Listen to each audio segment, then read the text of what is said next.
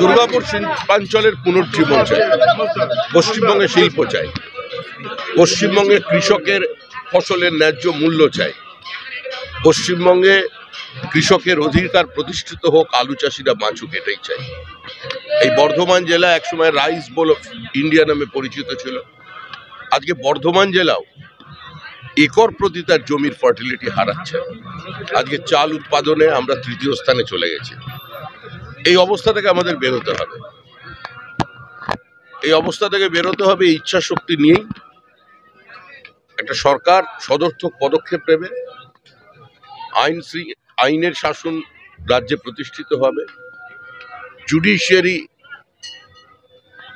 স্বচ্ছন্দভাবে তাদের কাজ চালিয়ে যেতে পারবে। শিল্পপতিরা এটাই চান।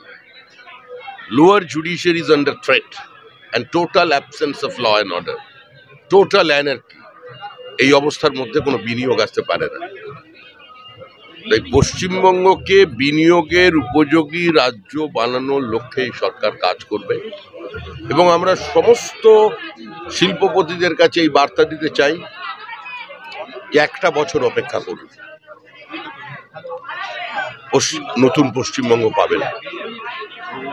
কেন্দ্র সরকারের সহযোগিতার মাধ্যমে, প্রধানমন্ত্রীর উদ্যোগের মধ্যে দিয়ে যুক্তরাষ্ট্রীয় ব্যবস্থাকে আরো শক্তিশালী করে আমরা কেন্দ্র রাজ্য সংঘর্ষ নয়, সমন্বয়ের মধ্যে দিয়ে, শ্রমিক মালিক সংঘর্ষ নয়, সেখানেও সমন্বয় চাই।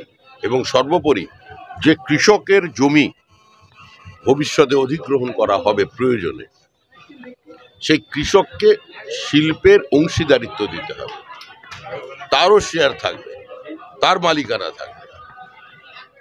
যে মডেল ভারতবর্ষের বিভিন্ন রাজ্যে কার্যকর হয়েছে, যে কৃষককে আতঙ্কিত করে দেওয়া হয়েছে, তাদের অধিকারকে কেড়ে নেওয়া হয়েছে, যেটা পশ্চিমবঙ্গের সিঙ্গুর এবং নন্দীগ্রামের ক্ষেত্রে যে প্রচেষ্টা হয়েছে, এই পরিস্থিতির অবসান চাই। এটাই আমাদের একমাত্র।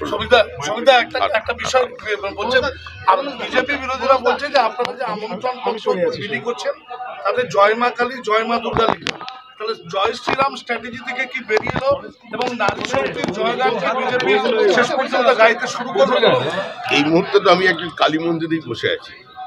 আপনিও সকালবেলা ঘুম থেকে উঠে আপনার পরিবার কাকে স্মরণ করে, সেটাই তো সবচেয়ে বড় কথা। আমাদের সঙ্গে কোনো ধর্মের বিরোধ নেই, যে যার মতো করুন না। যার ইচ্ছা হয় সে নামাজ পড়তে যাবেন, শান্তিতে পড়বেন।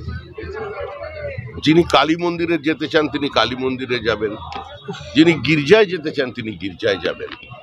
ধর্ম নিয়ে রাজনীতি, ধর্ম নিয়ে বিভাজন, এটা বিজেপির রাজনীতি নয়, বিজেপির কাছে কাঙ্ক্ষিত নয়।